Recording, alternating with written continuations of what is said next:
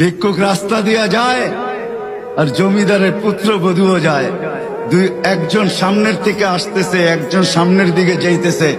দুইজনের ক্রসিং এর সময় ভিক্ষুকের গায়ের কাদা জমিদারের পুত্রবধূর গায়ে লেগে গেছে। সে দুনিয়া আন্ধার করে ফেলছে, স্বামীকে ডাইকা নিয়ে আসছে, বলছে ভিক্ষুক আমার কাপড় নষ্ট করে দিছে। সে শুধু ভিক্ষুক ছিল না, বৃদ্ধ ছিল। বৃদ্ধ ছিল না শুধু, জীর্ণ ছিল, শীর্ণ ছিল। শরীরে কাপড় ছিল না, ফাটা চিরা কাপড় ছিল। পায়ে জুতা ছিল না, পেটে ভাত ছিল না। জমিদারের পুত্র সইতে পারে নাই, যৌবনী শক্তি সয়তো সয় কি কইরা তার স্ত্রীর গায়ে ভিক্ষুকের কাদা। বস সমগ্র শক্তিকে হাতে জমা করা, একত্র করা বৃদ্ধের গালে বসায়। বৃদ্ধ কিচ্ছু বলে নাই, শুধু উপরের দিকে তাকায় দুই তিনটা শব্দ উচ্চারণ করছেন। শব্দগুলা হলো ইয়া মাল্লাহ তারা হলো ওয়ুন, ও আল্লাহ চোখে দেখা যায় না।